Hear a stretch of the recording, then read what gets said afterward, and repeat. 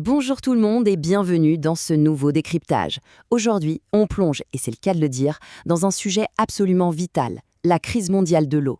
Pour bien comprendre ce qui se joue en ce moment, on va se pencher sur le récent Forum mondial de l'eau qui s'est tenu à Bali. C'est vraiment l'événement charnière. Et oui, avec les sécheresses qui explosent et la pollution qui s'infiltre un peu partout, gérer notre or bleu, c'est devenu sans conteste le défi numéro 1 de notre époque. On va voir ensemble comment une ressource naturelle aussi basique s'est transformée en un véritable enjeu géopolitique, stratégique et vital.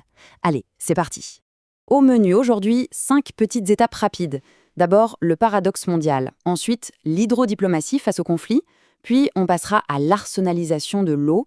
On enchaînera avec le grand jonglage national pour finir sur ce qu'on appelle la crise invisible. L'idée, c'est vraiment de partir des grands sommets diplomatiques pour redescendre petit à petit jusqu'à l'eau qui coule ou pas de nos robinets. On attaque tout de suite avec notre première partie, le paradoxe mondial, avec un sous-titre qui en dit long, un droit humain en péril. En fait, il y a un gouffre monumental entre la théorie et la pratique. D'un côté, on a cette déclaration historique de l'ONU en 2010 qui fait officiellement de l'accès à l'eau potable un droit humain universel. Sur le papier, c'est magnifique. Mais de l'autre, la réalité nous rattrape à une vitesse folle. On a une planète qui surchauffe, des sécheresses qui s'enchaînent et une ressource qui disparaît à vue d'œil tout en étant répartie de manière incroyablement injuste. Et le résultat de ce grand écart, c'est ce chiffre, 2 milliards. 2 milliards d'êtres humains qui, à ce jour, n'ont toujours pas un accès garanti à l'eau potable. C'est juste vertigineux. C'est un quart de l'humanité qui vit au quotidien avec ce manque vital et on s'en doute bien, avec l'accélération du réchauffement climatique, ça ne va pas se régler d'un coup de baguette magique. Du coup, comment on évite la catastrophe globale ? Lors du sommet de Bali, le président indonésien a mis sur la table une feuille de route pour empêcher cette crise de dégénérer en conflit violent. C'est en 3 étapes. D'abord, renforcer les principes de solidarité et d'inclusivité. Ensuite, miser à fond sur l'hydrodiplomatie. Et enfin, la 3e règle d'or, éviter à tout prix la compétition acharnée quand on gère des eaux qui traversent plusieurs frontières.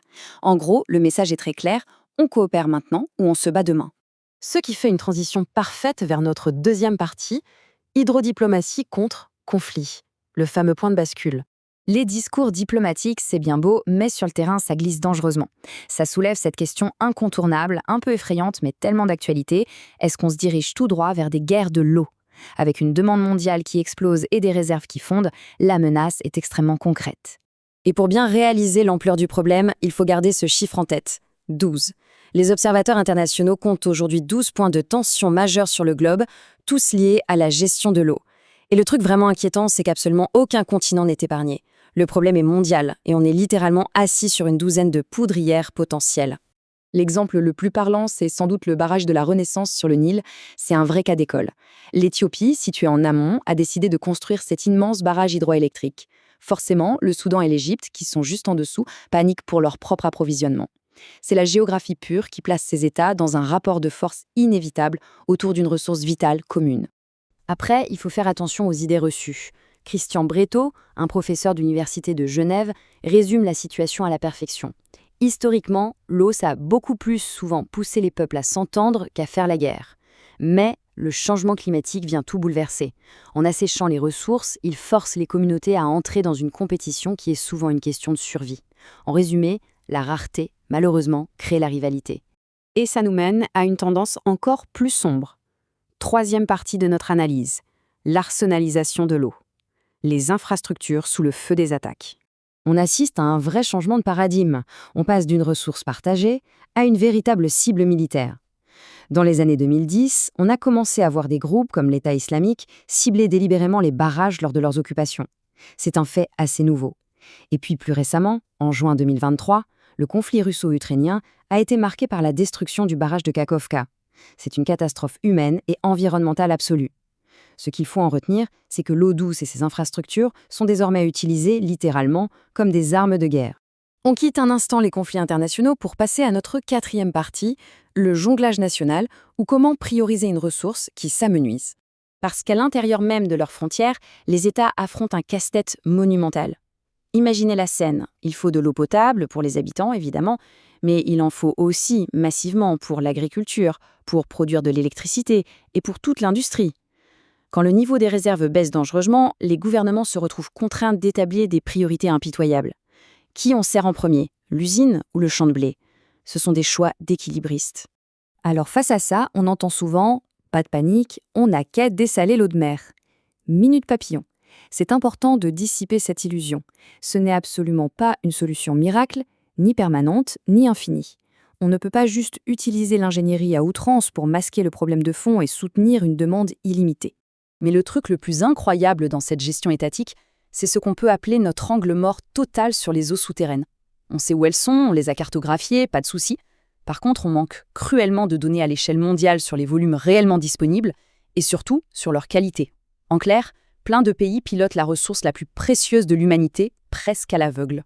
Et en parlant de qualité de l'eau, ça nous amène à notre 5e et dernière partie, la crise invisible, avec la menace de la pollution. Avoir de l'eau, c'est une chose, mais si elle est toxique, on n'est pas plus avancé. Et cette dégradation touche la planète entière. À Gaza, l'unique nappe souterraine devient salée à force de surpompage. Au Bangladesh, c'est la montée des océans qui salinise les réserves d'eau douce. Mais attention, ça n'arrive pas qu'aux autres. En France, on a eu l'énorme scandale Nestlé, avec des sources contaminées par des pesticides, des bactéries ou encore des polluants éternels, les fameux PFAS. Et à Bali, les rivières étouffent littéralement sous le plastique. D'ailleurs, l'ironie pour Bali est complètement folle. Au moment même où il déroulait le tapis rouge pour le Forum mondial de l'eau, une ONG locale sortait des images de rivières indonésiennes totalement asphyxiées par d'immenses bancs de déchets plastiques. L'urgence écologique est là, hyper visible, juste à quelques kilomètres des salles de conférences climatisées. Le contraste est saisissant. On arrive à la fin de ce décryptage et c'est le moment de se poser cette question cruciale. Face à cette situation incroyable où l'eau douce, qui est censée être un droit universel inaliénable, se transforme sous nos yeux en une ressource ultra contestée, rarifiée et polluée, comment nos communautés vont-elles sécuriser leur avenir? C'est une crise globale qui va frapper nos vies locales de plein fouet. On a du pain sur la planche pour trouver des solutions innovantes. Merci beaucoup d'avoir suivi cette analyse, gardons l'œil ouvert et à très vite pour de nouvelles découvertes.